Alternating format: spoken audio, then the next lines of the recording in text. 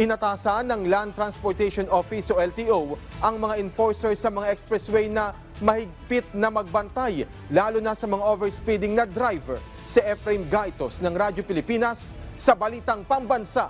Sana maging leksyon din yan para sa mga ibang motorista, driver, no, na wag na sila sumubok na mag-violate. Ito ang pakiusap ni Land Transportation Office o LTO Chief Assistant Secretary Vigor Mendoza II sa mga motorista, lalo't marami ang nabibigyan ng show cause order dahil sa mga paglabag sa batas trapiko.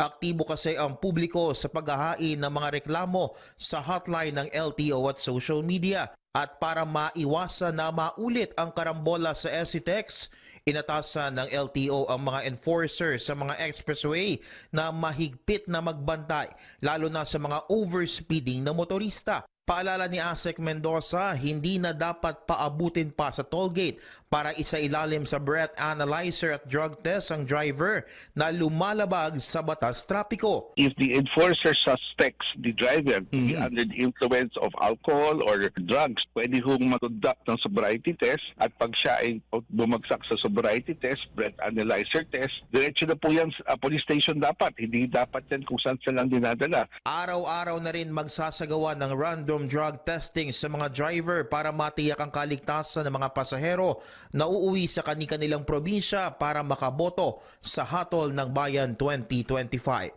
Kahapon nga, umabot sa 16 na driver at konduktor ang nagpositibo sa drug test. We have instructed all our regional directors na yung random drug testing, wag lang natin i-concentrate dun sa mga araw na holidays. Every day of the year na po yan. More so now, we anticipate magsisiuwi ang ating mga kababayan dahil mag-election. So nagdo-double time kami. Sa ngayon, patuloy na inaaral at isinasaayos ng LTO ang kanilang mga sistema, lalo na sa pagkuha ng lisensya.